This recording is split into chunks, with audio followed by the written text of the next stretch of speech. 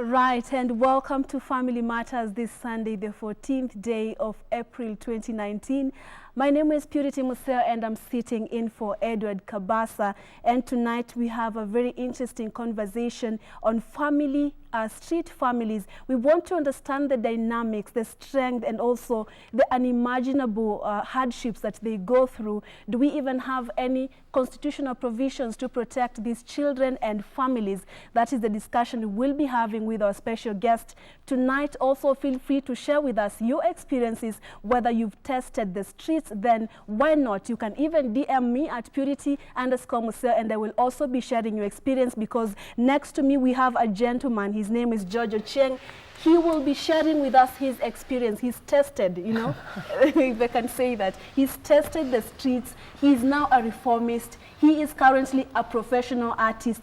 He has a lot of information to tell us what street families go through out there. And next to him is Margaret Osolo. She is the health coordinator for the Streetwise Transformers. Also, you are also a champion for taking care or protecting the street families. You will also be telling us what you are doing as an organization or consortium to protect the children, and also the numbers where we are as a country regarding the street families that we are currently having. And next to Margaret is Peter Mweke, who is the CEO for Director and CEO for Street Changer, also part of the Nairobi Youth and Street Children Consortium, really wealthy with information on what is going on, especially in the city of Nairobi. It has the highest number of street families currently. Thank you so much for making time for us, lady and gentlemen. Gentlemen, and welcome to the show. Thank you. It's great to have you, really. And Margaret, allow me to start with you, because you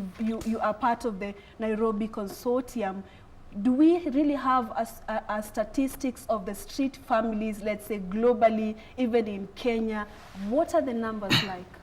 So currently, the numbers of street families, and most especially youth and children in the street, increase on a daily basis. So currently, there is much information, and also do not have a registry. Data, we are lacking in terms of data, and also the research that has been rolled out in the various places, either in Nairobi or Eldoret or any other place. To some extent, it is biased, because we tend to also segregate them. We have males and we also have females, and then also we have to consider the age groups. So are they below 5 years old? Are they 7 to 13? Are they 14 to 18? Are they above maybe 18 to 24? So currently there is little data on the street families, but the numbers are actually increasing. They are increasing. Maybe Peter, you could paint for us a picture. Margaret is saying that the data is, let's say, misleading. Do you as a consortium are you working towards that? When we look at the numbers increasing, why should the data be misleading? Why should it not be accurate? You can answer that alongside why do we see the numbers increasing as well? Yeah, nafikiria the issue is about, you know, the government. Government is everything. When we do our data as a private organizations, we must consider the government one. And the government, when they did, they tell us the number is 60,000 in Nairobi. And in total in Kenya, they're saying 300,000 in the whole country. Sasa ile issue iko ni hatuna number exactly, because kuna different ways for street families. Because they have some people wanaenda in Australia kufanya kazi, lakini mchana wanalala kwa street na usiku wanafanya kazi in Australia. So it's unable to really get the data from such a group. Yeah, nafikiria. Sasa tuseme in Kenya, nobody anajua exactly the number of street families waloko Kenya. Lazima tujue. Kuna wale wana beg. Some people wale wana beg, si street families. There have some people wanafanya business na watoto wana beg. Lakini mtu kuja kudefine tunasema ni street families. Yeah. All right. Allow me now, George, to speak with you, because the numbers, Peter is saying it's hard to tell the numbers because some will work at night, will work during the day, and then at night they are there on the streets. Tell us, what are some of the factors, before we could get to hear your story, what are some, or let's define even the street families. Is it someone who is spending a night on the streets? Is it someone like Peter is saying, who can we categorize a person who is working during the day and then at night they are going to sleep on the streets? Or who, what exactly is a street family? First of all, I think we have the right category here with us. Peter lived and worked in the street, and that was his home, and he was there full time. I mean, you sleep, you wake up, and that is your house. That is everything for you. For me, I also, I mean, I was in the street, but for me, I was like, I would go there during the day. In the evening, I would go back home. So it depends. There is that, I mean, there are two different categories of street children. Then when you talk about families, there are families that are fully living in the street, from the father, the mother, and everyone. Then there is this family that they come to the street during the day, and then in the evening they go back home. So those are the two different categories that we have of people living in the streets.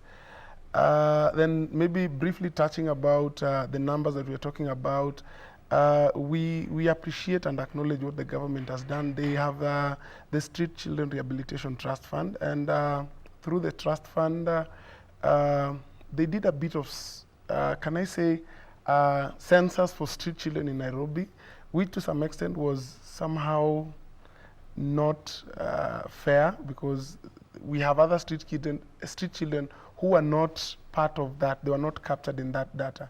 But 2-3 years ago, we were talking of 60,000. Right now, we are slightly more than 60,000, because it's like 2-3 years then. So the number is, for me, according to my own observation, I can talk of around 100,000 street kids within Nairobi. And Margaret, what are some of the reasons, really contributing factors? Why are people opting, you know, to have their lives on the streets? So considering we have people who live and work in the streets, and also people who live in street-connected situations.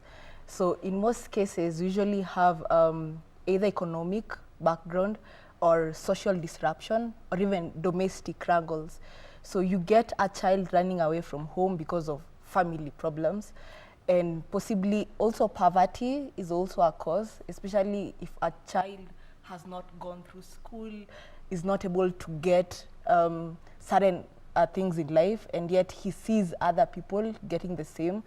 And also issues of peer pressure, because you also get a child runs away from home and then goes back and tell the kid that Nairobi is good, we should go back, we should go to Nairobi. So we also have the factors of peer pressure, and also drug and substance abuse, because in most cases it is very rare for a child or even a youth to abuse drugs when they're back home. So in most cases they'll go out to the streets and be able to abuse the same. But mainly it is, the reasons stem from the three: the economic, social disruption, and domestic problems at home. Right. Yeah. Peter, you've told us that you were fully on the streets. You worked and lived there. What do you mean by working and living there, and why was it so? Yeah, kitu naweza sema, hiyo for kazi ni kusurvive. Because you beg, you don't get food, people giving you food. So the only thing you do is searching scrap metals. That's my work when I was in the street. And sometimes I go to steal. Because I beg, you don't support me with food. The only thing I do, I just steal for you. At what age did you move to the streets? Story yangu ni inasemekana. I don't know myself. I was told about me. Niliambiwa nililetwa nikiwa mtoto to a certain community around Pumwani. It's called Kitui Village. It produce a lot of street families right now, tukiangalia ile serious. Na venye nililetwa, uliletwa na nani? Mtu stranger, sijui, ni mtu tunaelezewa venye alifanya. Alright. Venye alileta mtoto akapata watu wameketi kama si venye tumeketi wa mama wazee. Akauliza mama mwenye anataka mtoto. Wamama wote wakasema wanataka. Ikakuwa ule mwenye akona kitu kidogo atapewa mtoto. Lakini hao mama walikuwa wanafanya hivyo sababu wanaona huyu mtu mwenye amebeba huyu mtoto ni kama yuko normal. Sasa one of the mothers akapeana 400 shillings akapatiwa mtoto.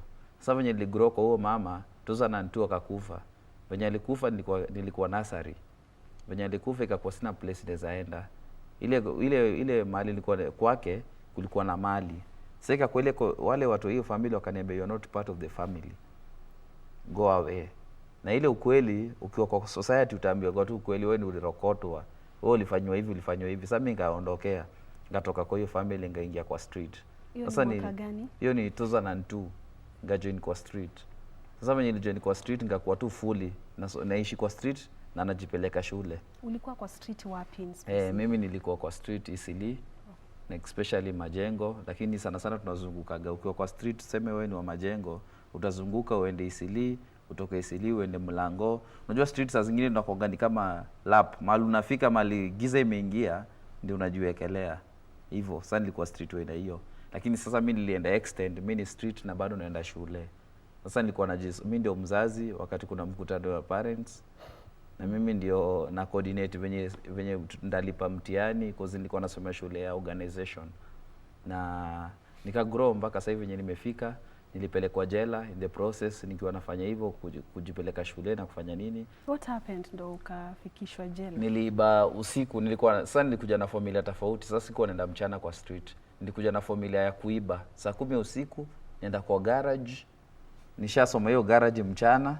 Nakuja naiba, alafu asubuhi kifika nauza, alafu nenda shule. Sasa ndio Mungu akanijalia nikakuja nikashikwa, nikafungwa 5 years. After 2008 nikakuja back to the society, nikaamua different life na nikaamua kuchange wale wengine. But I'm so talented with music. We'll be getting to your music. Yeah. And before I talk to Ochieng, allow me to ask you one more question. Ni nini kilikusababisha uanze kuiba? What did you maybe did you want to achieve something and then you were not able to get what you want, then you opted to steal? What exactly happened? What led to that? Survival. To me it was a survival. Because nilifika extent ya kupiga watu na mavi, lakini ngona hiyo make sense. Hiyo sasa hiyo town hiyo. Sasa ngakuja extend nikakuja ngaona naseli kulipa mtihani na naseli kukula. Na niko shule na mimi niko street. Mimi ndio baba, mimi ndio mama. Sasa the only thing ile nafanya naona tu niibe. Hiyo ndio njia rahisi ndio nipate hiyo chakula na niweze kulipa exam.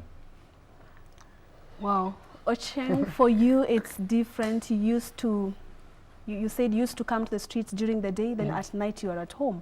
Why was it so? At the age of 12, my parents divorced. I'm a product of Korogocho slums. So when we were there, then they divorced, and 3 or 4 weeks later, my mom got sick, and she was admitted at Kenyatta National Hospital. So I was left to take care of my brothers and sisters at home. So I was now the one providing A to Z. So what really pushed me to the street life was I had a lot of friends who were engaging in criminal activities, and they tried inviting me, and it was not coming up. You try, but you know. You guys just love the way you guys are honest. I was like, no, I can't do this. So one day I was just giving in because the life pushed me to the wall, and I was like, no, I have to go because I have to eat, we have to pay house rent, our house was being locked. I was like, okay, you guys come tomorrow. So they went and they told me clearly what they are going to do, tunaenda kuiba. So they went, they never came back. The next day in the morning when I woke up, all of them were killed, not by the police, but by mob justice. So I can say I escaped death through that. So I decided, okay, because I have to have something, I have to go to the street. So my coping mechanism was I have to go there, get something that I can eat. I remember in 2001, when people were celebrating Christmas, I went to the dumping site, Dandora dumping site, and I think I was able to get a rotten chicken. I took it, came back home with my brother and my sister, we boiled it, and it was a celebration. For us it was, and nothing happened to us. Atukumu na tumbo, and it was just it was just fine. So it depends. It depends with what pushes you to the wall that makes you go to the street. Because at that time, my mom is sick. My dad got married to another woman. The woman never wanted to see us. We were like, you are bringing more troubles here. So we were like, we are there and we are there by ourselves. So God for us all, but you have to struggle through your own means. I had to drop out of school and give my brother and my sister an opportunity to keep on going to the school so that I can spend a few days in the street getting what we can eat, because you can't go to school without something in your stomach. You must have something in your stomach. And if your stomach is empty, I bet you 100%, even you can't present the news that you're presenting here. So I had to go there, get whatever was there, and as he said, at times we would sell the scrap metals, would sell anything that you would sell, but at times it also comes with a lot of challenges, because we have the small street kids and the older street kids. I remember there was a time I worked like the whole day, collected whatever I was able to collect. Then before I would go and sell them, I met the older ones and they were like, come here. They grabbed everything and they went with it. So I ended up doing zero work because there are others who take advantage of the small ones. Right. Yeah. Maggie, okay, we've listened to their story. Yeah. You know, what these people do, you know, you end up stealing. You hungry, you want to eat, you're begging, you're not getting anything. Are these acts justifiable, you know? So we will not justify if the child has broken, even if, or any person breaks the law. But then again, they do not have any other means. There's a way we can prevent this from happening. Yes, there are. So there are so many programs that are coming on board. Various organizations are coming up, international and local, and even the government. So there are so many, let me call them homes, institutionalized homes that are there for the children. There are also programs that are geared towards helping the children wherever they are.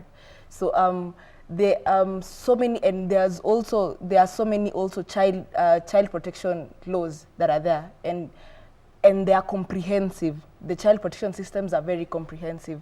But the problem is there is no multi-sectoral collaboration that is geared towards making sure that the protection systems are implemented.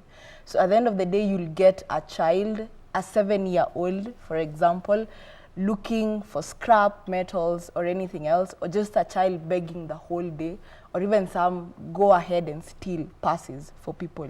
So the acts are not justifiable, but there is nothing that they're able to do at that point. And the question is, the question that comes up is, when does a child stop being a child? Is it because circumstances has pushed that child into the streets, or anything else? So at the end of the day, even as the government, or even the private sector, or even the public sector, we are supposed to come on board and help these children out. Because so how do we help them, whether they are on the streets by choice or not by choice? Because some really, like you said, peer pressure. Yeah. Others, it's genuine. They really do not have a family. It's very genuine. How do we help them as a country? So there are various ways. And the first one is we can start by education and skills development. If you're able to educate a 7-year-old, and in 11 years' time, the person will be 18. So at the end of the day, you're able to give this person skills and expertise so as to be able to fend for himself.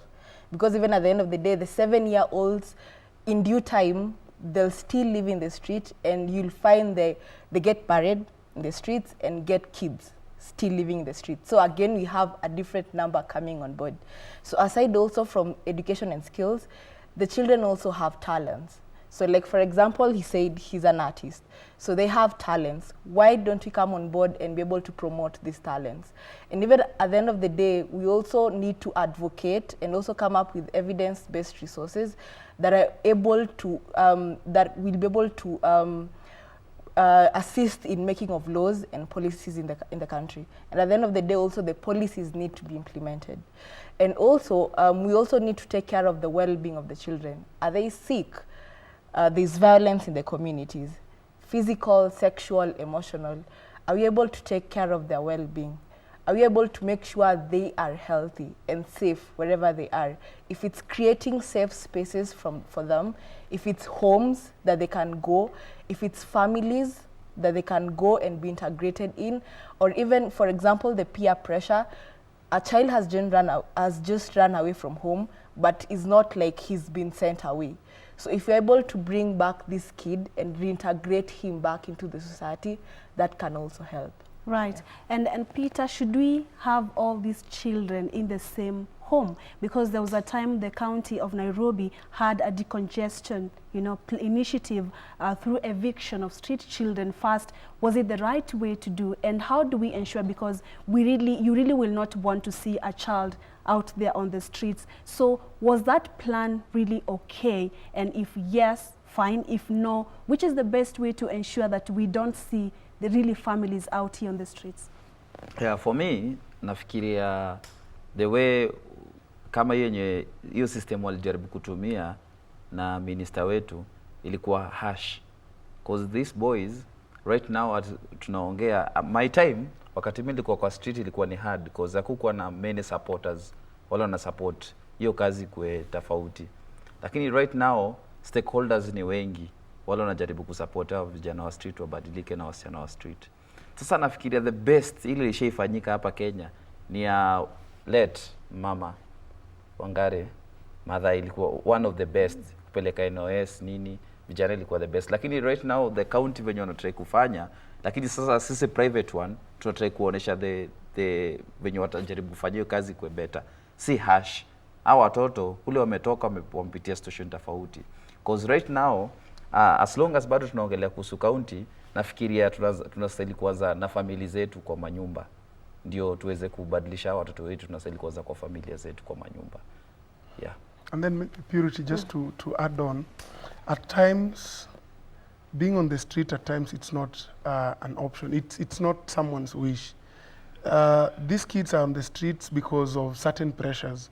And the most important thing that they want is someone to listen to them. Like through my organization, I interact with a number of them, being that I was one of them.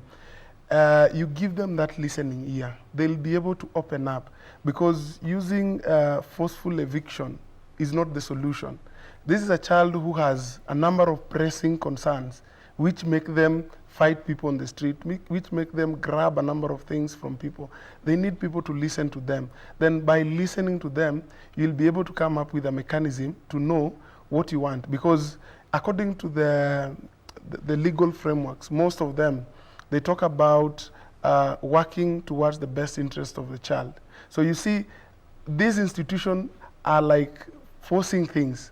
But at the end of the day, this child will go to the rehabilitation center or the charitable children institution, but they'll not be there for life or for long because they were forced. But if you engage this child, you get to know what they want in life, then you try to walk with this child the journey towards a reintegration.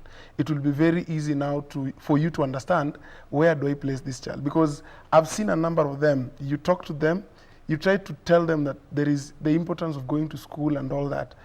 And they tell you, right now I can't go to school. I don't know how to read and write. For me, the best thing that I can do, I think I can do mechanical work or panel beating or carpentry.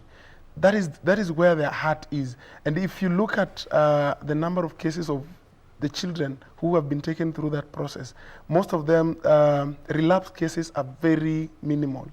But those, like the one that our county government was doing, probability is very slim, because they go there and the kind of lifestyle, it's like you were forced. You didn't go by, by wish. Not by choice. Yeah. Maggie, on Friday, your organization led the celebrations for the country, but International Day for Street Children. And so would you say as a country, there are efforts, like the efforts we saw by the Nairobi County, to just ensure these families, it was, I think, a way of ensuring they have been really taken back to their families, those who had families.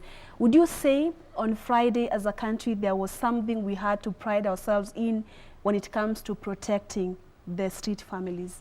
So I wouldn't say it's pride, us priding ourselves, but it's it was a call that let us not forget we have street families, and also let us not forget we have street kids. There's something that needs to be done. So we are not there to celebrate them, but to make sure they are taken care of.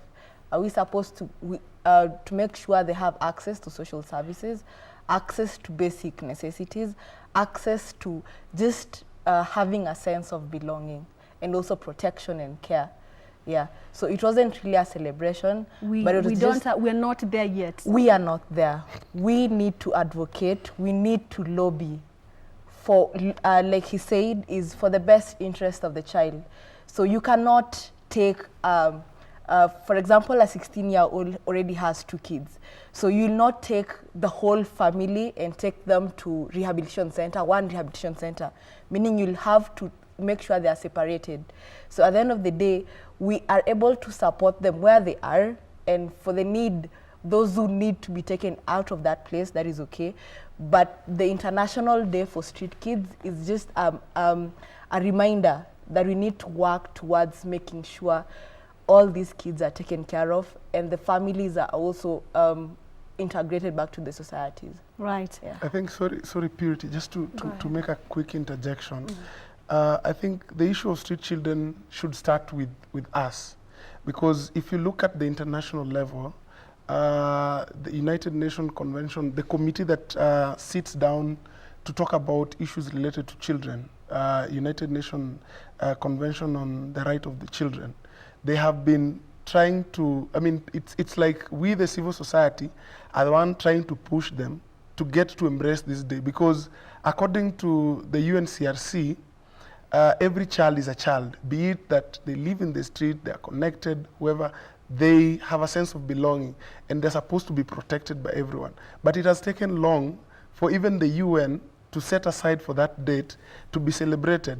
It is taking long for the AU to embrace the day and say that this is a day that we are putting aside to celebrate the day. In Kenya, the government is really trying to put a few resources here and there, but again, it has not been fully recognized as a day that it's worth celebrating. Right. Peter, you have your organization, Street Changer. Maybe you tell us, just before you tell us what you are doing, let's finish up with your story. At what time did you decide, or were you confident that enough is enough for the street life? Yeah, nafikiria venye mimi nilipata opportunity ya kwenda jela, it was the best idea to me ku transform. I was in Machakos.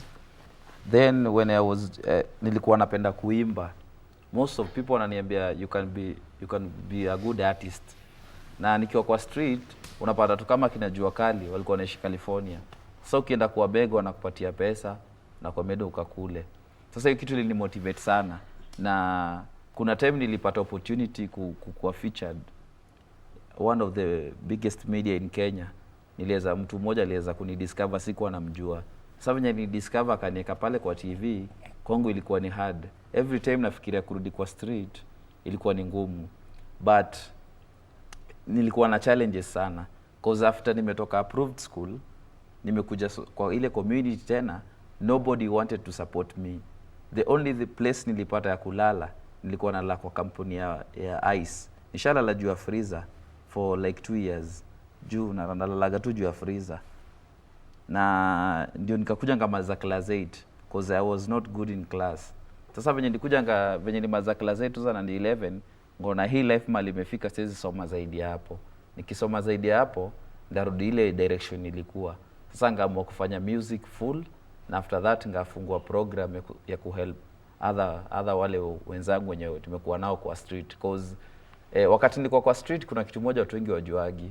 Nili influence more than 50 boys waka convert kutoka kwao wakakuja kunijoin, kwa siku wanapenda kuishi peke yangu. Street Changer. Si kwa Street Changer. Sasa kwa ile reality ya street, watu sawa ndio nikuje ni kwa Street Changer.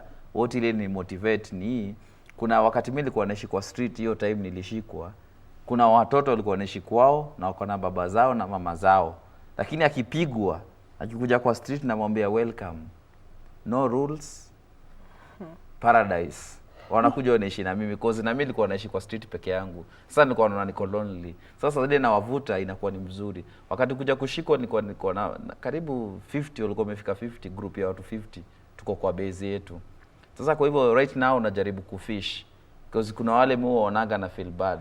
Na muona anavuta ile glue imemshika kabisa na mimi ndio nilimuinfluence afanye akuwe anavuta hiyo glue. Sasa naona lazima nitafute njia yote nimuinfluence akuwe kama mimi. Wasaidie. Yeah.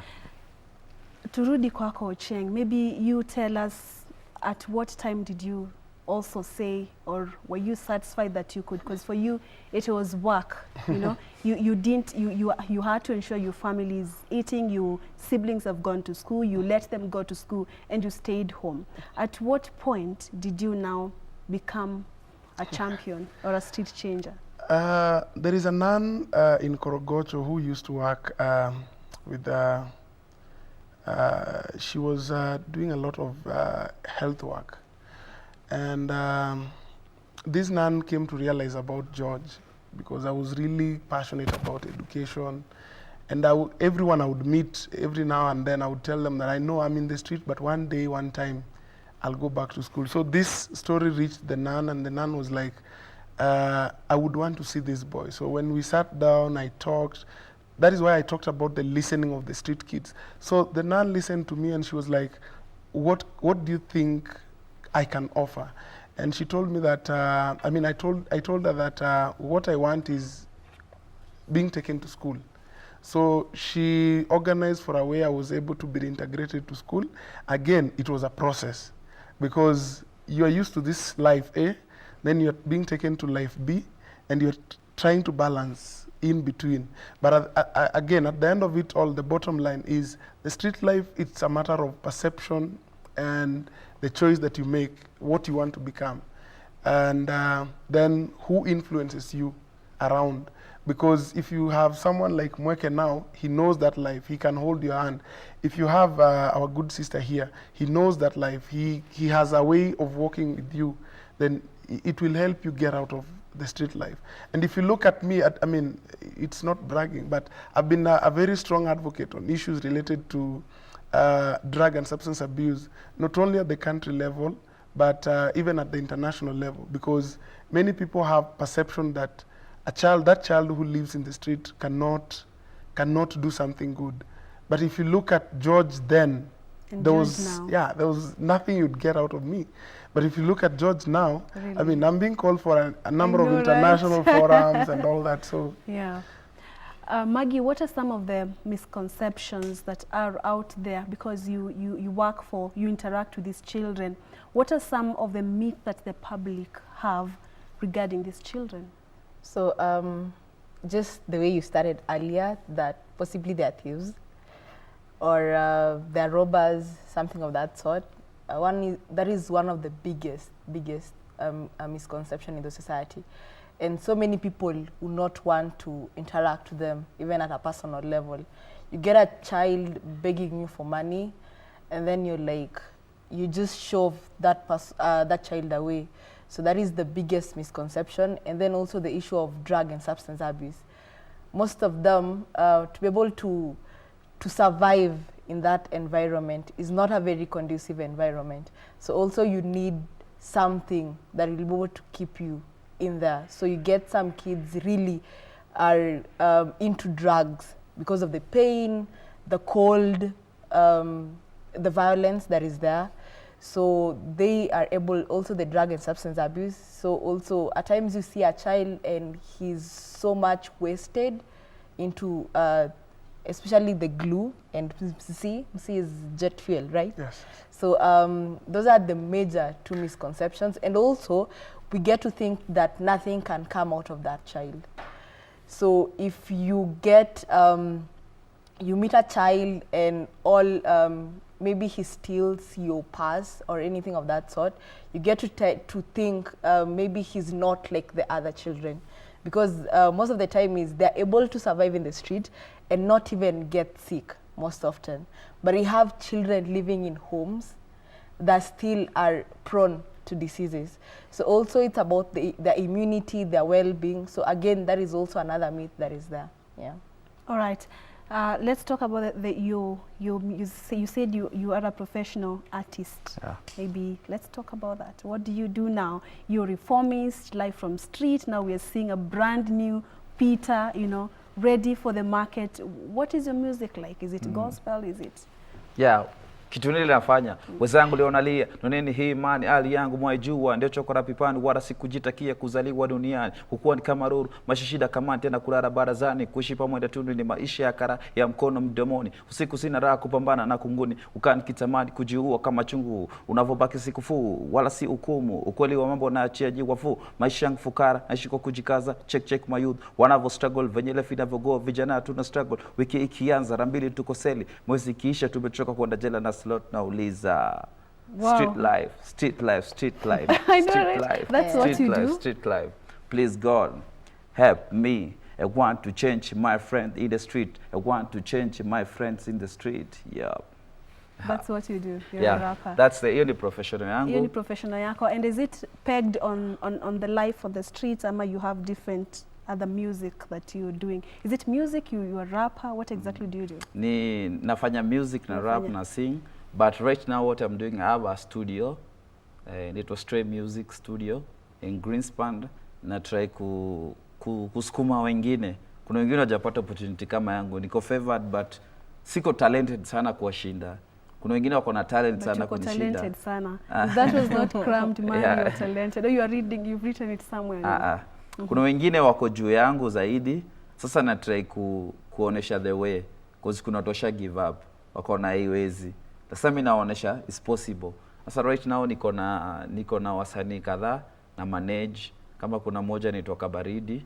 Sasa hii anafanya mzuri kwa gospel music na try. Sasa tuseme job yangu sana sana ni hiyo kupush hizi talent news inakuja kutoka kwa street na nashukuru Garden Angel. Garden Angel amekuwa tool nzuri kwetu. Kama hiyo siku International Day alikuja na alimotivate watu wengi cause he's a reformist. Hata alikuwa amereform from street. Kwa hivyo sasa tumeamua sisi master tulishikana, mimi ndio nilikuwa na hiyo initiative. Watu wote tu wewe ni celeb, kama wewe ni acting ama ni nini, tunakuja tunashikana tunasema sasa wale wenzetu wale hawajakuwa master kama sisi. Lazima tuoneshe wewe wakuwe kama sisi, ndio tuko wengi, ndio tuende kwa county zote, cause tuko few. Sasa tunataka tuko wengi ndio kazi kwe rahisi. Si kesho tena mnasikia kuhusu Mweke. Mnasikia new fresh case. Ile imetransform. Mweke hapo na rap skills zake. And you, what are you currently doing? I have an organization called Slum Child Foundation. We work with kids in the slums of Korogocho and Kariobangi. We have a lot, I mean, I don't know. At the moment, our organization is sponsoring 22 girls and 1 boy, so in total 23, who we've given an opportunity to go to school. We are also working to keep the children in the slums to be a bit busy, and we try to tap their potential and see how we can give them life skills to be able to help them cope up with life. Then I also do a bit of lobby and advocacy in the field of drug and substance abuse. I work very closely with NACADA. We also work very closely with UNODC. And they have developed intervention. You talked about the gaps and all that. They have good intervention. UNODC, WHO, UNICEF, they have good interventions that they have put in place. The problem with our country, these documents are ratified at the highest level, but when once they are ratified, adopted, then at the continental level they do something a bit about it. At the country level they domesticate it, but they are shelved. So no one is willing to follow up on what is to be done. So for us, we are working on a small scale, and our work, can I say it has yielded something? Because I started with 3 kids in Korogocho. Can I surprise you how many we have at the moment? We have 270 kids. Wow. of which we are trying to build their capacity, expose them. Some of them started the street life, and most of their parents were like, George, you were here. This boy is going your way. I don't want him to go your way. Can you take him? At times, they normally tell me, wewe ni baba yao. So we try to ensure that we have them, we talk to them, we ensure that they don't go astray, and then we kind of try to open their eyes. Like next week, but one, we will be taking them out of the slums to Giraffe Center just to see, and because were it not for someone coming to the slums and taking me, not fathers, the person who came took me to Huruma, just across, and I was like, oh, in this world we have houses that are better than this. Yeah. So that is what we normally try to do. At least we ensure that they get that opportunity of getting out of the slums, to be exposed to different environment, then it helps them, because at times it is not all about education. It's about you talk and you give that child an opportunity to see by you exposing them to different things around that can help motivate them and provoke their thinking. All right, and for someone watching you right now, and maybe they're somewhere watching somewhere, they know that kind of life, like maybe they are on this category, like the one you are in. At night you are home, but tomorrow morning you'll find yourself on the streets. Speak with them. How do they get help, let's say, from you? How do you convince them? Because some of them are just there and they're like, no, this is where I need to be, but thanks to your organization, maybe how do they reach you? How do you advise such a person who is, let's say, by choice? Through peer pressure. Yes. Yes. I think what I normally tell people, and it's something that I even normally tell my daughter each and every other day. My daughter is just 10 years. She actually celebrated her 10th birthday this month. I normally tell her that life is a matter of choices. If you look at your hands right now, it's not written rich, it's not written poor. The same with my forehead. It is not written rich or poor. If I sit with President Kenyatta right now or Dangote, no one on their forehead is written rich or poor. It is you to decide the kind of life that you want to live. If you want to live a good life, you have that option. If you want to live a bad life, you have that option. For me, I decided that enough was enough. I never wanted anything to do with the street. And through that, I was able to make the right informed choice. And I ended up being a role model. Most of us, when we come from a harsh environment, we normally don't want to be associated with such kind of environment. But for me, I normally tell, I'm very honest. Whenever I go for conferences and whatever, I tell people, I was born and brought up in Korogocho. I'm a product of Korogocho. I have gone through thick and thin in Korogocho, but I'm still working in Korogocho. Many people normally think that if you are coming from that harsh background, the best is you look for another environment that favors you. No, sit down with the people there, because they gave you that opportunity to pass through what you pass through. Can you be able to help someone reform their lifestyle? Yeah. Thank you so much. How do we reach you? If someone wants to get in touch with you, maybe if you're not comfortable with your phone number, your Facebook page. I'm reachable on phone. My number, I will just say it on air. It's 0725 794820. Actually, that is you can like repeat it. 0725 794820. Actually, it's like an organization number, because most of the communication for the organization are done through that number. I'm reachable on Facebook. I go by the name George Ochieng Baxterly. And because I love my family, so my family is my profile photo. Our organization, it's called Slum Child Foundation. You can get it online. It's www.slumchildfoundation.net. Maybe if I can repeat, www.slumchildfoundation.net. And we are part of the Nairobi Youth and Street Children Consortium. All right, yeah. Maggie, what's the bottom line? We've looked at the challenges and all that, but what's the bottom line? Is there a possibility of Kenya having, a history of street families? What do we need to do? So we, as young people, we're actually being told, come up with innovative ways that are geared towards helping our communities. And what we have failed as a country is we tend to borrow ideas from outside. That is why he said we have policies, we have structures that are there, but when it comes to Kenya, we just domesticate it and shelve it because they do not work here for us.